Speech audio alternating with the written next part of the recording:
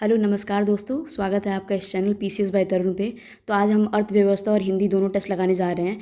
और उसके टेस्ट आगे लगाने के पहले एक बात बताना चाह रही हूँ कि अभी आपने चैनल को अगर सब्सक्राइब नहीं किया है तो सब्सक्राइब करिएगा, प्लीज़ सब्सक्राइब कर लीजिएगा और ज़्यादा से ज़्यादा शेयर करिएगा इस चैनल को, ठीक है। और एक और चीज़ है, जब भी आप ये टॉपिक्स कर रहे हो ना, तो अभी तक तो हमने मिनी टेस्ट डाले रखे हैं, जितने भी टेस्ट हैं। जैसे मिनी टेस्ट का फ़ायदा ये होता है कि आप जो भी उसको लगा रहे हो तो आपके सब टॉपिक्स, उस पूरे सब्जेक्ट में कौन से टॉपिक वीक हैं, आप भली भांति जान पाओगे। क्योंकि टॉपिक वाइज होता है मिनी टेस्ट, तो आप जान पाओगे कि भाई ये वाला मेरा एरिया कमज़ोर है, इस पे मुझे काम करना है, इस पे मुझे ज़्यादा से ज़्यादा जो चीज़ें दी गई हैं उसके एक्सप्लेन किए जा रहे हैं उसको मैं ग्रैब आउट करूँगी या करूँगा, तो वो चीज़ें आपको इम्प्रूव करेंगी। और हम लोग बहुत सारे फुल टेस्ट तो अपलोड हुए हैं इस चैनल पे, बट अगर आगे भी है कम से कम 8 जुलाई के बाद हम लोग फुल टेस्ट और भी कंटिन्यू करेंगे ज़्यादा से ज़्यादा। उसके पहले भी बहुत सारे टेस्ट सर ने भी कराए हैं, और भी सर जो भी हैं रीजनिंग के बहुत सारे लोग करा रहे हैं। फिर घटना चक्र उपलब्ध है, तो वो सारी भी पॉइंटर्स आप देख सकते हैं, जहाँ जहाँ आपका वीक जो भी सब्जेक्ट एरिया, इसकी वजह से आप मिनी टेस्ट से जज कर पाएंगे। तो चलिए बिना किसी देरी के कंटिन्यू करते हैं। पहला क्वेश्चन बोल रहा है, नीचे दो स्टेटमेंट दिए हो, कथन और कारक, उसका एक कारण है एक कथन है, तो उसको बताइए कौन सा, उसको एक्सप्लेन कर रहा है कि नहीं। कथन पहला है कि मुद्रा अभिमूल्यन किसी देश के निर्यात गतिविधि को हतोत्साहित करता है। कारण बोल रहा है, इसके कारण विदेशों में वस्तुएं खरीदना सस्ता हो जाता है, जबकि विदेशी व्यापारी द्वारा देश की वस्तुएं खरीदना महंगा हो जाता है। तो इसका सबसे मेन चीज़ है कि करेंसी अप्रिसिएशन, मैं एक्सप्लेन कर देती हूँ। जब भी आपकी करेंसी अप्रिशिएट करती है ना, तो वो डिस्करेज करती है एक्सपोर्ट्स को। क्यों करती है? देखो, मान लो आप कोई सामान ले रहे हो, मान लो कोई सामान है और आपने ये बिस्किट बनाई, इसके बिस्किट की कॉस्ट जो है ये 20 रुपये है, ठीक है, इसकी कॉस्ट जो है 20 रुपये की है। लेकिन अगर आपको एक्सपोर्ट करना है तो पहले 20 रुपये की थी, बट अगर करेंसी की वैल्यू बढ़ के अप्रिशिएट हो गई आपकी करेंसी, मतलब इन्फ्लेशन के साथ अप्रिसिएशन हुआ है, तो मान लो वो 22 रुपये की हो गई, वो सामान जो है 22 रुपये का होगा। आप अब दूसरे कंट्री ए है, उसमें आप सेल करने जा रहे हो, मतलब एक्सपोर्ट करने जा रहे हो, तो आपने भेजा यहाँ पे, मान लो एक संगठन है कि हाँ यहाँ पे रखा जा रहा है गोदाम में, 22 रुपये की आपकी सामान हो गई। बट यही कंट्री बी है, जो कंट्री बी मान लो चाइना है, लेट्स इट, वो हमेशा क्या करती है, अपनी करेंसी को डेप्रिशिएट करती है ताकि एक्सपोर्ट को बढ़ावा दे सके। उसकी ये टैक्टिक्स हैं, डिवैल्यू करना अपनी करेंसी को जानबूझ के, कि मार्केट में हमारी पैसे की वैल्यू कम रहे। तो जब पैसे की वैल्यू कम रहेगी तो उसकी जो सामान रहेगी वो अभी भी वो 20 रुपये का मिल रहा है इसके यहाँ। तो जब भी कोई एक्सपोर्ट करेगा, जहाँ मान लो कोई कंट्री उससे ख़रीदना चाहती है अपनी कंट्री में, तो ये 20 वाले को प्रीफर करेगी ना, क्योंकि उसको कम पड़ रहा है, सामान वही है, कम तो पड़ रहा है ना, तो एक्सपोर्ट को डिस्करेज करता करेंसी अप्रिसिएशन, ठीक है। तो ये स्टेटमेंट बिल्कुल सही है, पहला वाला बिल्कुल सही है। दूसरा बोल रहा है, इसी को एक्सप्लेन कर रहा है, due to this buying goods from the abroad becomes cheaper while buying domestic goods by foreign trades become expensive. तो इसीलिए तो क्या बोला इसने कि बाहर की विदेशी वस्तु खरीदना सस्ता हो जाता है और विदेशी व्यापारी द्वारा देश की वस्तुएं खरीदना महंगा हो जाता है। इसीलिए एक दूसरे को एक्सप्लेन भी कर रहे हैं और दोनों ही करेक्ट हैं। एक और चीज़ मैं बताना चाह रही हूँ कि जब भी तुम्हें बोले ना कि करेंसी डेप्रिशिएट कर रही है, तो डायरेक्टली याद रखो, जब करेंसी डेप्रिशिएट करती है, व्हेन करेंसी डेप्रिशिएट करती है, तो एनकरेज करेगा, उसी के बात को बोल रही हूँ मैं, एनकरेज करेगा एक्सपोर्ट्स को, एक्सपोर्ट्स आपके बढ़ेंगे, ठीक है। अब आते हैं मुद्रास्फीति, मतलब इन्फ्लेशन के बारे में निम्नलिखित कथनों पर विचार करिए। इसका अर्थ बाजार में वस्तुओं और सेवाओं की कीमतों में लगातार वृद्धि से होता है। ये जनरल प्राइस राइज का ही होता है, ये सही बात है। इस स्थिति में मुद्रा की कीमत बढ़ी जाती है, इसकी जो प्राइस करेंसी है वो घट जाती है, गलत है। जैसे मान लो, इसको मैं बता दे रही हूँ, एक्सप्लेन कर दे रही हूँ, तो इसका स्टेटमेंट सिर्फ और सिर्फ पहला वजह हो जाएगा, D will be right answer second का। अभी देखो, अगर मान लो 100 रुपये की कोई चीज़ थी, ये 100 रुपये का नोट है और 100 रुपये का मैं बिस्किट खरीद रही हूँ, ठीक है। अब उसने बोला कि इन्फ्लेशन हो गया, अब मार्केट में इन्फ्लेशन आ गया, मतलब मुद्रास्फीति हो गई, महंगाई बढ़ गई, तो बिस्किट अब मुझे 102 रुपये की मिल रही है, पर बिस्किट तो सेम है। पैसा जहाँ पे मैं 100 रुपया देती थी, अब मैं मुझे 102 रुपये देना पड़ रहा है। तो इसकी वजह से प्राइस जो करेंसी है ना, इंक्रीज़ नहीं करती है, डिक्रीज़ करती है, ये घटती है, ठीक है। तो इसीलिए हो जाएगा, क्योंकि पैसा होता है ना कि महंगाई बढ़ती जाती है तो पैसा घटता है, वो उसकी वैल्यू घट रही है। एक्चुअली में जो सामान पहले 100 रुपये का मिल रहा है, अब वो 102 रुपये का मिल रहा है, 2 रुपये एक्स्ट्रा का, वो सामान वही है। तो इसीलिए अब आते हैं फिलिप्स कर्व के बारे में, बोल रहा है कि निम्नलिखित कथनों पर विचार करिए।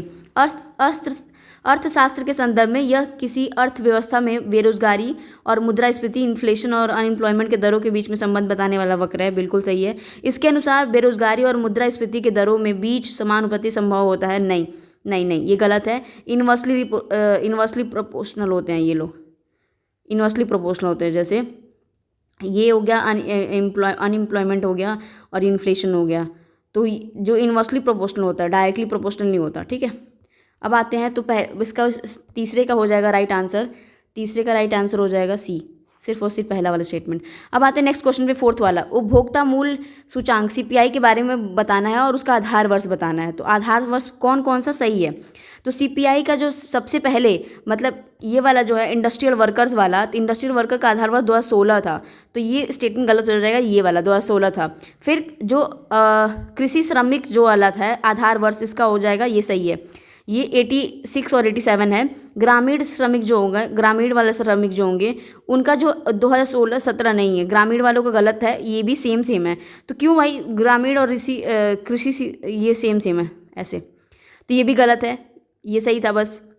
सीपीआई ग्रामीण और शहरी संयुक्त में 2016 से लेकर 17 तक है, तो ये गलत है। ठीक है, अब इसका पता है क्या होता है? 2012 होता है। तो सिर्फ और सिर्फ एक ही युग्म सही है इसमें। ठीक, अब आते हैं नेक्स्ट क्वेश्चन पे। 2012 वाला है जो कंबाइंड वाला है, ये बहुत इंपॉर्टेंट है, याद कर लीजिएगा। 2011-12 चलता है, ये 14, ये ज़्यादा पूछा जाएगा। और इंडस्ट्रियल प्रोडक्शन, मतलब इंडेक्स इंडस्ट्रियल प्रोडक्शन के बारे में पूछ रहा है कि उसके संदर्भ में निम्नलिखित कथनों पर विचार कीजिए। औद्योगिक उत्पादन सूचकांक के बारे में, इसे केंद्रीय सांख्यिकी कार्यालय द्वारा त्रैमासिक रूप से संकलित और प्रकाशित किया जाता है, मतलब पब्लिश क्वार्टरली किया जाता है स्टैटिकल ऑफिस में। इसके लिए वर्तमान आधार 2016 और 17 है। तो देखो उसमें जो वर्तमान आधार होता है ना, देखो मेन चीज़ है ना, अगर कोई बोले बेस ईयर ये है तो गलत है। बेस ईयर क्यों लेते हैं? बेस ईयर ऐसे लेते हैं, बेस ईयर जब लेते हैं तो पता है कि किस बेसिस पे लेते हैं। एक तो स्टेबिलिटी रही हो, कोई ऐसा नहीं कि इमरजेंसी की सिचुएशन हो गई हो और बहुत प्रॉब्लम्स क्रिएट हुई हों, जैसे डिमोनेटाइजेशन हुए था, अभी वॉर चल रहे हैं, तो ऐसे कैटेगरी में बेस ईयर नहीं लेते हैं क्योंकि उसमें बहुत सारे इन्फ्लेशन एक्स्ट्रा बढ़ जाते हैं। तो ये आईआईपी का जो हो जाएगा, पहला वाला स्टेटमेंट गलत है। क्यों? क्योंकि इसका जो केंद्र सांख्यिकी कार्य त्रैमासिक जो है वो नहीं है, मासिक रूप से निकलता है, मतलब मंथली। अब बता रही हूँ मैं क्यों। जैसे कोई भी चीज़ इंडस्ट्रियल प्रोडक्शन हो रही है तो मंथली बेसिस पे, क्योंकि वो हो गया, या कंज्यूमर सीपीआई हो गया, वो ऐसी चीज़ें हैं ना कि आपको मंथली निकालना पड़ेगा। तो ये स्टेटमेंट, ये पहला वाला भी गलत है, दूसरा वाला भी गलत है आईआईपी के बारे में। तो न तो 1 न तो 2। अब आते हैं नेक्स्ट क्वेश्चन पे। निम्नलिखित कथनों पर विचार कीजिए। किसी अर्थव्यवस्था में समय के साथ वस्तुओं और सेवाओं की कीमतों में वृद्धि को मुद्रास्फीति कहा जाता है। बिल्कुल सही है कि कोई भी इकॉनमी में प्राइस राइज बढ़ता है तो उसको इन्फ्लेशन कहते हैं। कर की दर और ब्याज दरों को बढ़ाकर मुद्रास्फीति को नियंत्रित किया जा सकता है, ये सही है। क्यों? क्योंकि देखो सिंपल सी बात है, इन्फ्लेशन को अगर कंट्रोल करना है ना मॉनेटरी पॉलिसी के थ्रू, आरबीआई को इन्फ्लेशन कंट्रोल करना है तो इंटरेस्ट रेट जो है, इंटरेस्ट रेट बढ़ा दो।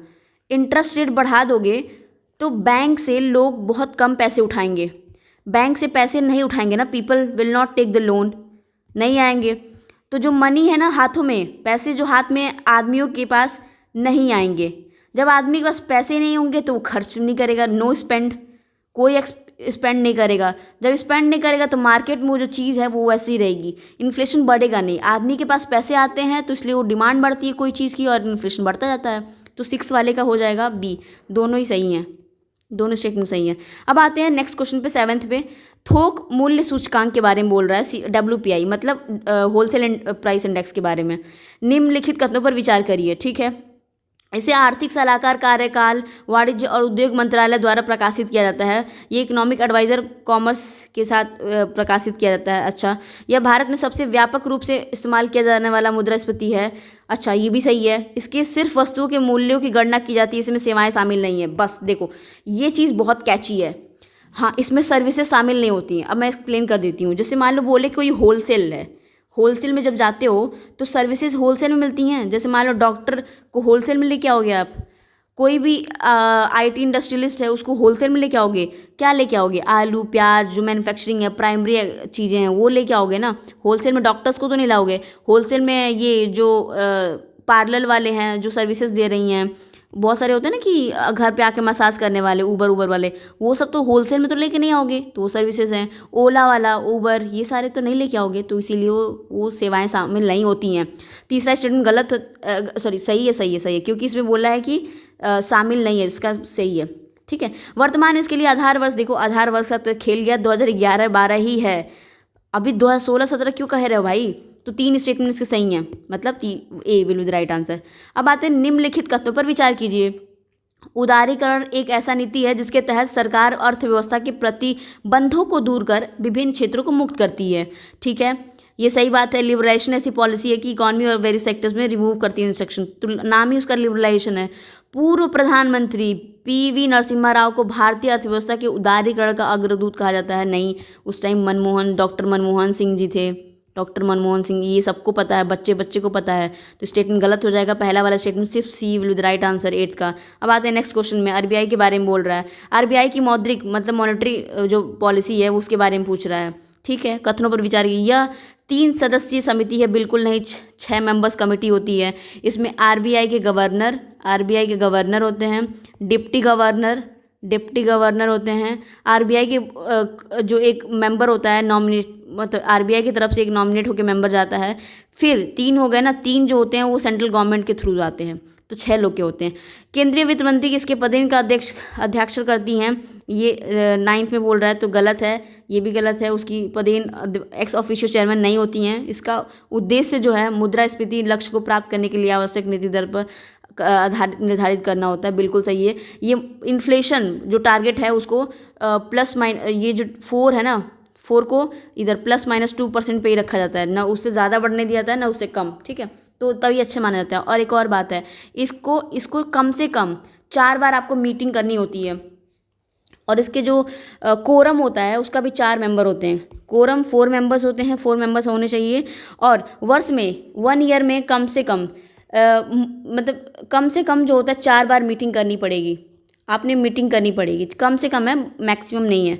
वर्ल्ड इकोनॉमिक आउटलुक के संदर्भ में निम्नलिखित रिपोर्ट है, जो वर्ल्ड इकोनॉमिक आउटलुक उसके बारे में बात कर रहा है। यह विश्व आर्थिक मंच का एक सर्वेक्षण है जिसके आमतौर पर वर्ष में 2 बार प्रकाशित किया जाता है।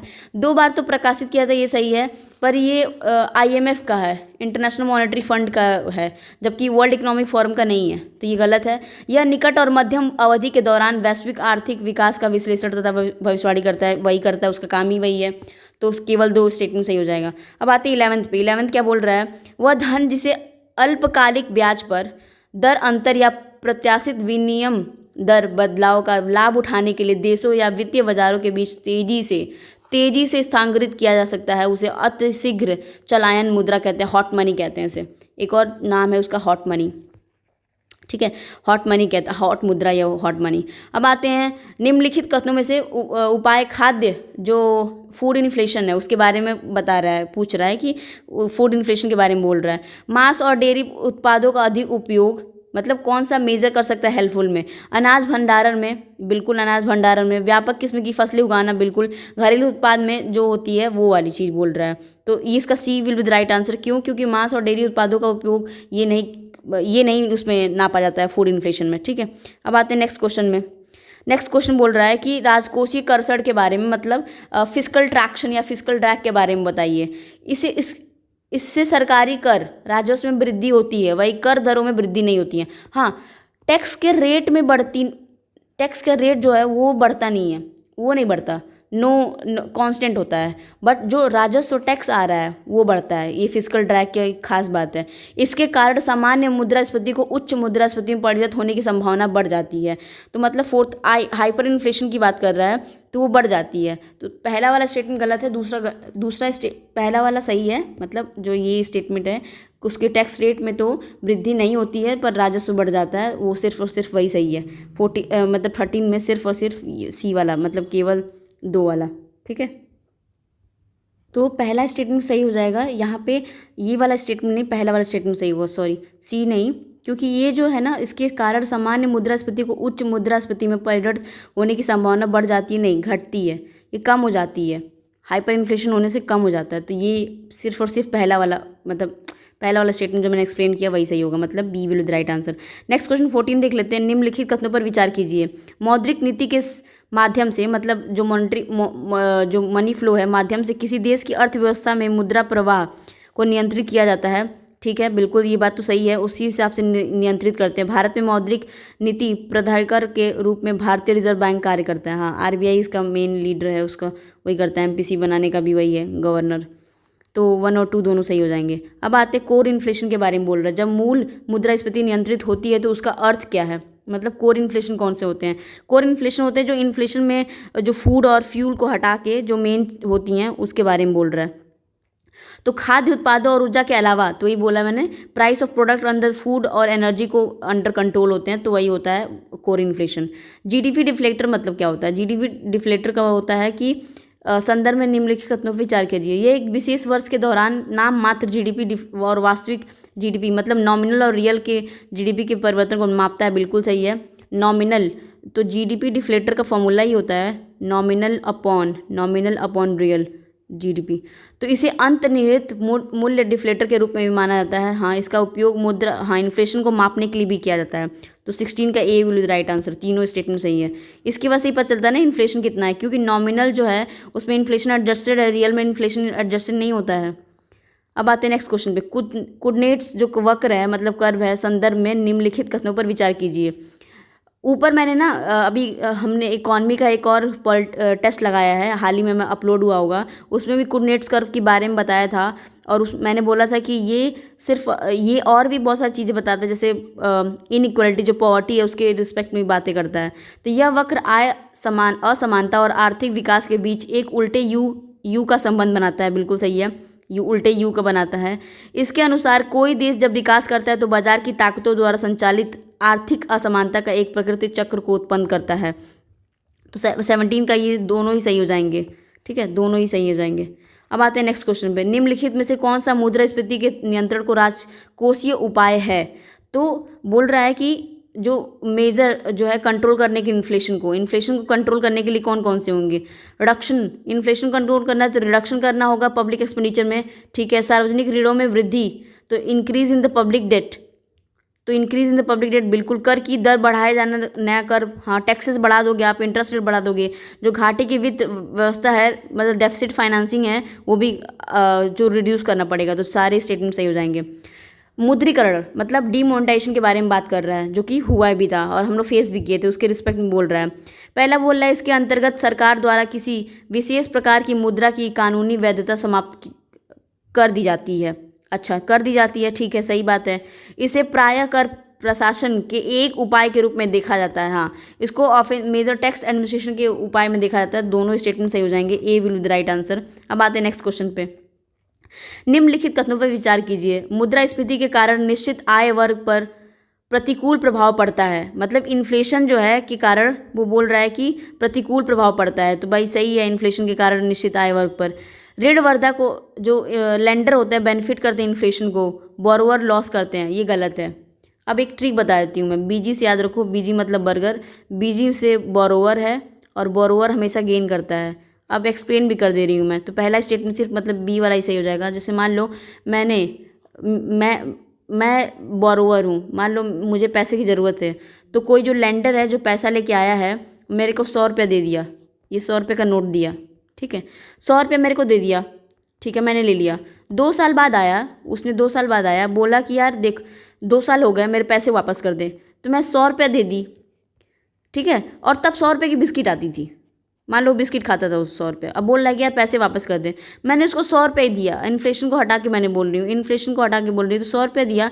बट वो क्या है, जो उसको बिस्किट 100 रुपये मिलती थी अब वो 102 रुपये की मिल रही है बिस्किट, 102 की मिल रही है, 104 की मिल रही है। तो 4 मैंने तो उसको 100 रुपये ही दिया ना, जबकि उसकी 100 रुपये की कीमत जो है 102 रुपये हो गई है बिस्किट की कीमत, तो उसका लॉस हुआ, तो इसको प्रॉफिट हुआ। तो ये बोल रही हूँ बीजी मतलब बोरोवर को गेन होता है और लेंडर को लॉस होता है। तो स्टेटमेंट गलत बोला है। ऋण राधा को मुद्रास्फीति में लाभ तथा ऋणी को हानि होती नहीं।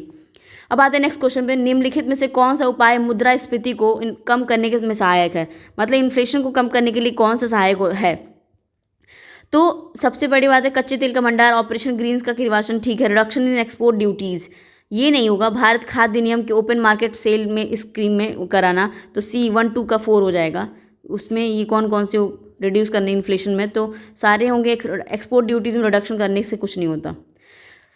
निम्नलिखित में से कितने इन्फ्लेशन को नियंत्रण करते हैं और कौन कौन से करते हैं? तो 22वां में इन्फ्लेशन नियंत्रण करने की पूछ रहा है। तो देखो, सबसे मेन चीज़ है ना, जो वैधानिक तरल अनुपात मतलब स्टैट्यूटरी लिक्विडिटी रेशियो, बिल्कुल सही। ओपन मार्केट ऑपरेशन करती है जो आरबीआई करती है ना, कभी कभी जो अपने बॉन्ड को बेचती है, खरीद लेती है मार्केट में पैसा बढ़ाने और घटाने के हेतु, ठीक है, आरबीआई करती है ये।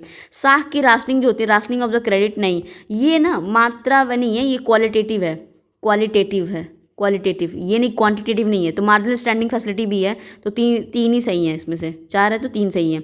अब आते हैं नेक्स्ट क्वेश्चन में 23। निम्नलिखित कथनों पर विचार करिए। भारत में राजकोषीय नीति केंद्र सरकार का वित्त मंत्रालय निर्धारित करती है, मतलब fiscal policy India department of finance, बिल्कुल सही है। 23 में तो पहला स्टेटमेंट बिल्कुल सही है। अब आते हैं भारत में मौद्रिक नीति भारतीय, मतलब बोल रहा है कि फिस्कल पॉलिसी जो है वो सेंट्रल गवर्नमेंट करती है और जो मॉनेटरी पॉलिसी है वो आरबीआई करती है, बिल्कुल सही, दोनों स्टेटमेंट सही हो जाएंगे।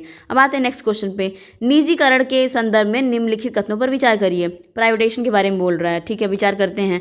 पहला बोल रहा है इसका तात्पर्य है किसी सार्वजनिक क्षेत्र के उपक्रम के स्वामित्व या प्रबंधन के निजी क्षेत्र को भागीदारी प्रदान करना होता है, तो ये स्टेटमेंट सही है।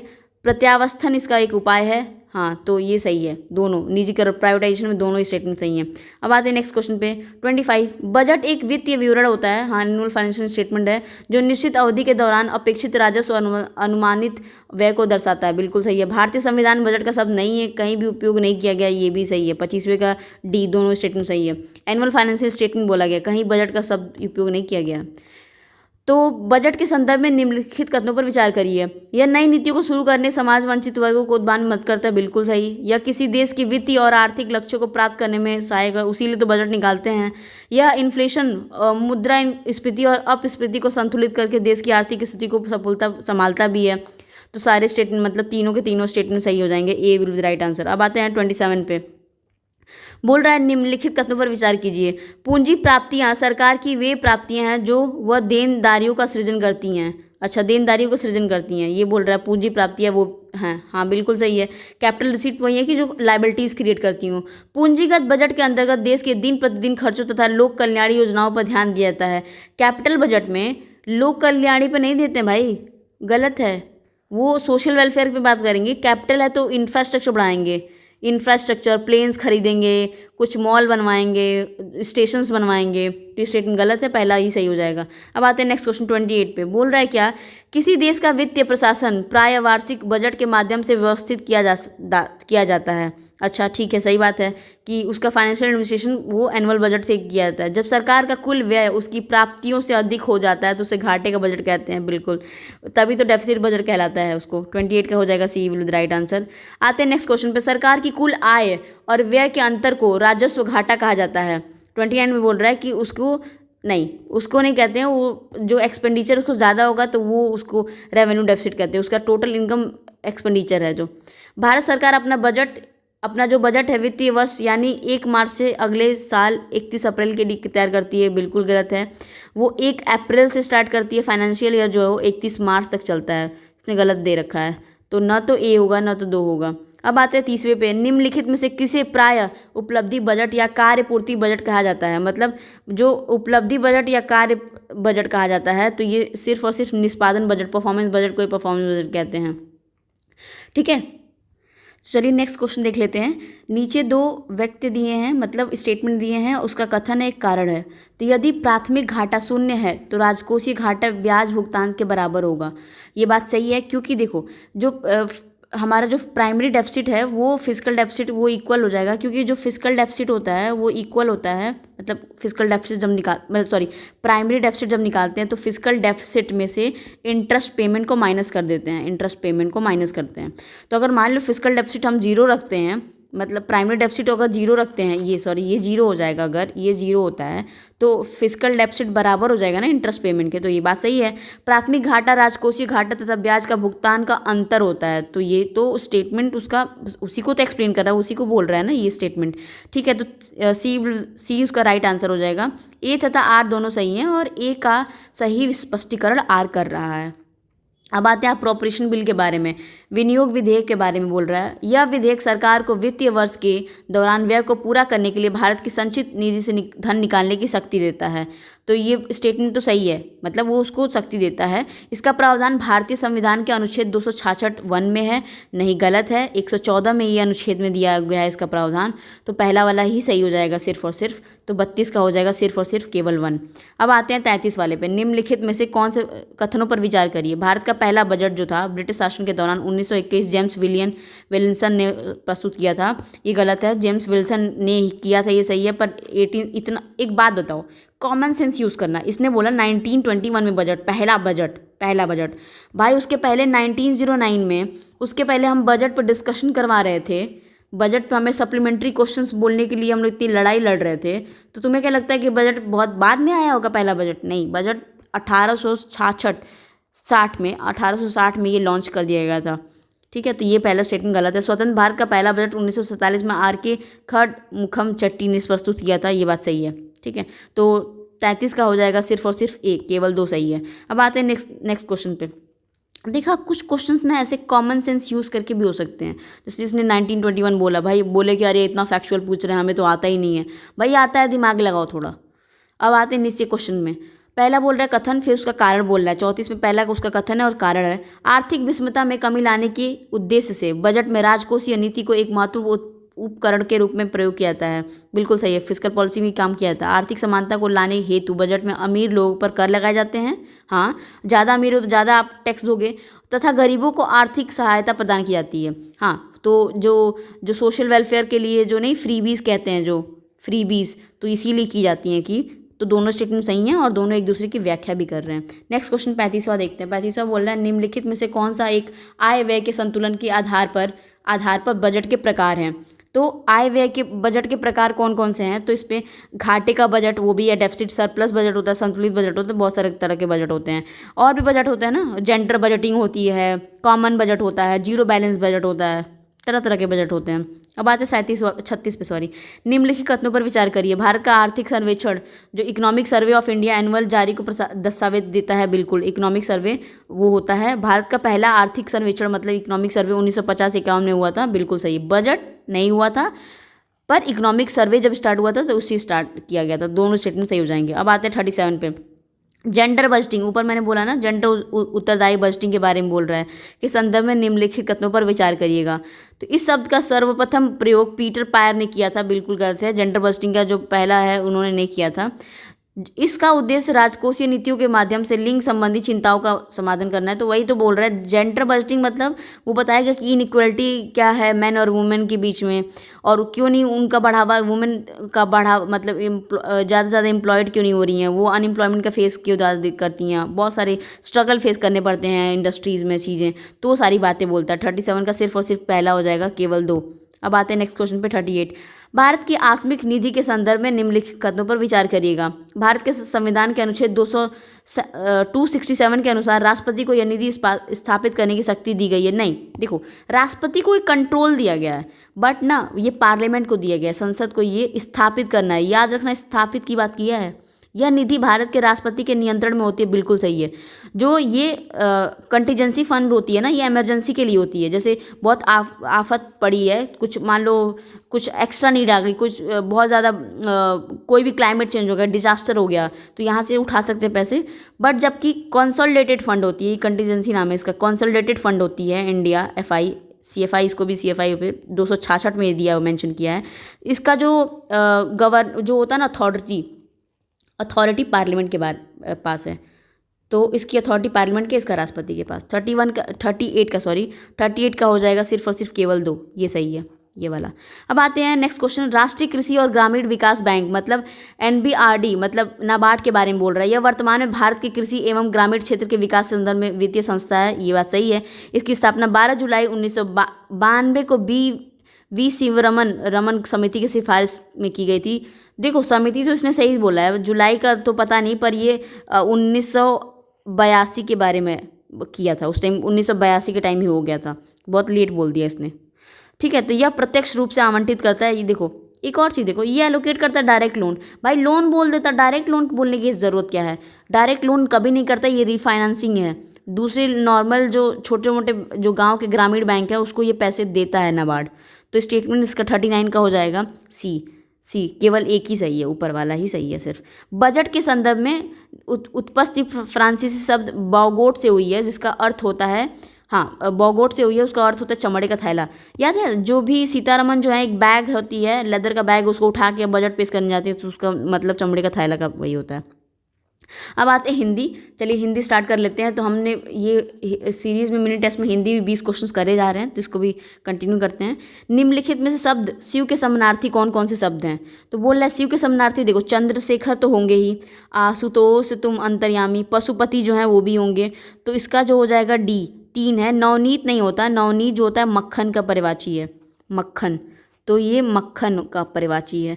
अब आते 42, निम्नलिखित में से कौन सा एक शब्द मनीषी का समानार्थी नहीं है? तो मनीषी का समानार्थी नहीं है। अगर तुम्हें नहीं आता मनीषी मतलब क्या होता है, इन चारों को देखो, इन चारों में ऑड कौन सा लग रहा है? पंडित, हाँ विचारक होगा, पंडित होगा तो ज्ञानी भी होगा, वागदान नहीं होता। वागदान जो होता है ना, मंगनी जो मांगते हैं, फलदान जो सगाई होती है, मंगनी कहते हैं ना, अरे मंगनी हो गई, मंगेतर मंगनी, तो ये वागदान का होता है। तो ये आंसर हो जाएगा इसका, ये है जो समानार्थी नहीं है। अब आते हैं नेक्स्ट क्वेश्चन पे। समानार्थी शब्दों की दृष्टि से निम्नलिखित में से कौन सा शब्द अन्य 3 से अलग है? तो देखो कौन सा 3 से अलग है? मित्र मतलब सहचर, साथ में पढ़ने वाला, साथ में चरने वाला। सखा, मित्र सखा हो जाएगा। आनन, आनन मतलब मुख होता है, तो ये स्टेटमेंट मतलब ये वाला सही हो जाएगा बी। 44 में बोल रहा है कौन सा शब्द मेघ का परिवाची है? तो वे मेघ का परिवाची कौन कौन सा है? तो सिर्फ वारिद है और जिमूत है। अब्ज और जो क्या नाम है, ये पाथोज, पाथोज और अब्ज नहीं है, ये कमल के हैं। जो पाथोज बोला है ये कमल के हैं, तो ये वाला पहला वाला सिर्फ और सिर्फ ए वाला राइट आंसर हो जाएगा, पाथोज और अब्ज। निम्नलिखित में से कौन सा एक मैना का परिवाची नहीं है? तो मैना का जो परिवाची है कौन सा नहीं है? तो सबसे पहले देखो सारिका बोल रहा है, ठीक है, चित्रलोचना है, ये भी सही है, कल प्रिया है, ये भी सही है, परिमल नहीं है, परिमल यही आंसर हो जाएगा, परिमल, क्योंकि परिमल जो होता है महक होता है, महक, महक, वास, महक का खुशबू, सुगंध, ये सब का परिमल। तो विमल से याद रखो, विमल महकता है ना, तो परिमल। पर्यायवाची की दृष्टि से निम्नलिखित में से कौन सा एक युग्म सुमेलित नहीं है? कौन सा युग्म सुमेलित नहीं है? तो देहवासन का इंतकाल, ये भी सही है, मतलब इंतकाल हो गया किसी का, देहवासन हो गया, किसी की डेथ हो गई। मांझी केवट, ये भी सही है। माया मृत्यु, माया मतलब मृत्यु नहीं होता है, गलत है। माया मतलब छल होता है और मृत्यु मतलब होती है, तो ये स्टेटमेंट सही, मतलब ये वाला भी सही हो जाएगा, यही गलत है। मोती का जो समानार्थी है वो देखने से ही लग रहा है सिपीज होगा, मानुष नर इंसान नहीं होता है। निम्नलिखित में से कौन सा एक युग्म मोर का परिवाची है? 48 में बोल रहा है कि मोर का परिवाची कौन है? तो मयूर, नीलकंठ और सिखी है, ठीक है। निम्नलिखित में से शब्द मोक्ष के परिवाची कौन कौन से हैं? तो कैवल्य प्राप्त करना हमने सुना होगा ना हिस्ट्री में, जब हम बुद्धिज़्म जैनिज़्म की बात करते हैं, तो ये मोक्ष का जो है वो है निर्वाण, निर्वाण होता है, कैवल्य प्राप्त करना, परमद प्राप्त कर लिया। ईश ग्रह जो होता है ना, मंदिर कहते हैं इसे, ईश हमारे देवता जो ईश रहते हैं वो मंदिर कहते हैं, तो मंदिर, तो कैवल्य का मतलब नहीं, 3 हो जाएगा, 3 स्टेटमेंट चारों में से सही है। इसमें से समूह यम के परिवाची बता दो, यम का परिवाची कौन कौन से है इसमें पूछ रहा है। तो यम का परिवाची नॉर्मली अगर देखोगे ना तो सूर्यपुत्र, धर्मराज और श्राद्ध देव, ये यम का, यमराज का है। निम्नलिखित में से कौन सा यामिनी के परिवाची हैं? तो दोनों है, राका और विभावरी, राका विभावरी, यामिनी विभावरी, रजनी निशा, तो दोनों सही हो जाएंगे। तो रात्रि को कहते हैं ना यामिनी। अब आते 52, परिवाची में कौन सा एक अन्य 3 से अलग है? तो देखो 3 से अलग है, सक्षम हो तुम, योग्य हो, काबिल हो, ये तीनों एक जैसे नहीं लग रहे हैं। उद्यम जो है वो थोड़ा अलग है, तो ये मार्क कर सकते हो वहाँ पे। मैच द फॉलोइंग आया है, देखो कॉमन सेंस लगाना है यहाँ पे। सुधि जो है, सुधि मतलब है यार, सुध बुध खो गया है क्या तुम्हारा? जो सुधि मतलब स्मृति, तुम्हारी जो स्मृति है वो सही है, खो गई, क्या नहीं बोलते, सुध बुध गंवाई, गाना भी है बहुत सारी चीज़ें का। तो ए का 3 अगर मारोगे तो बी और डी चला गया। औजार मतलब कल होता है। सन्यासी, चलो औजार भी नहीं पता, सन्यासी, यति तो पता होगा ना, जो यति होते हैं सन्यासी होते हैं। सी का 2 सिर्फ और सिर्फ ए में है, तो आंसर हमने मार दिया। कॉमन सेंस भी वहाँ पे लगेगा, तो हिंदी हो सकती है कुछ क्वेश्चंस, मैं बोल नहीं रही सारा नहीं, पर हो सकता है। अब आते 54 बोल रहा है मातृ रक्त का जो परिवाची है कौन सा है? तो मातृ माता का होता है अम्बे, अम्ब होता है रोहित, रोहित, लोहित, लघु, ये सारे होते हैं, तो ये वाला 55 देख लेते हैं। परिवाची दृष्टि से निम्नलिखित में से कौन सा एक 3 से एक अलग है? तो ब्रज रानी, राधा रानी, हरिप्रिया भी, वृषना, भानुजा भी है, महिषी नहीं है, महिषी माता रानी का मतलब दुर्गा माँ का नाम है। निम्नलिखित में से किसी शब्द रावण के परिवाची हैं? तो रावण का परिवाची कौन कौन सा होगा? देखो, दशानन, लंकापति और दैत्येंद्र। दैत्य का राजा दैत्येंद्र, 3 सही होंगे। प्रांत का पति जो होता है ना वो गवर्नर होता है, वो प्रांत का पति थोड़ी ना था, वो राजा था ना। 57 देख लेते हैं। निम्नलिखित में से कौन सा एक रूढ़ि का परिवाची नहीं है, सॉरी, रूढ़ का परिवाची नहीं है? तो दस्तूर, रस्म और प्रथा एक जैसे बोल रहा है ना कि ये तो भाई हमारे यहाँ रस्म चलती है, दस्तूर होता है, उसका रूढ़ है। सम्मति नहीं होता, समान होता है, सम्मति मतलब समान होता है, तो ये वाला नहीं होगा, तो ये वाला नहीं है, ठीक है। नेक्स्ट क्वेश्चन, निम्नलिखित में से कौन सा समूह लक्ष्मी का परिवाची नहीं है? 58 में बोल रहा है कि कौन सा लक्ष्मी का परिवाची नहीं है, तो सब पढ़ना पड़ेगा। तो कमला, इंदिरा, रमा सही है, भारवती, पद्मा, रसना। रसना होता है रस मतलब जीव, जीवा, जीव कहते हैं इसमें। हरिप्रिया, समुद्रजा, चंचला ये भी है, ये सब पद्मश्री, ये सब याद कर लीजिएगा लक्ष्मी का। कौन से निम्नलिखित शत्रु का परिवाची है? मतलब परिवाची जो शत्रु का है वो रिपु होता है। तो 59 का जो हो जाएगा सी वाला राइट हो जाएगा, क्योंकि राजा है तो निप, महीप और राव राजा कहते हैं। शत्रु बोल रहा है तो रिपु होता है, शत्रु का जो होता है रिपु होता है, विरोधी, प्रतिवादी वाला। 60 देख लेते हैं, निम्नलिखित में से कौन सा शब्द रामचंद्र का एक परिवाची है? तो रामचंद्र अवध के जो एस होंगे, मतलब वो अवधेश होंगे, कौशल्या, नंदन, अमिताभ, तो सारे ही हो जाएंगे, ठीक है। तीनों स्टेटमेंट सही, सॉरी तीनों ही सही हो जाएंगे। B will right answer, B. ये वाला गलत है, मतलब ए नहीं होगा, बी हो जाएगा। तो हो गया हमारा टेस्ट कंप्लीट हो गया। Thank you so much for watching. Please do like, share and subscribe the channel. Thank you, thank you. और प्लीज़ आप सारे टेस्ट को देखिए और उसको लगाइए और अपने जो वीक एरियाज़ हैं वो देखते रहिएगा। Thank you.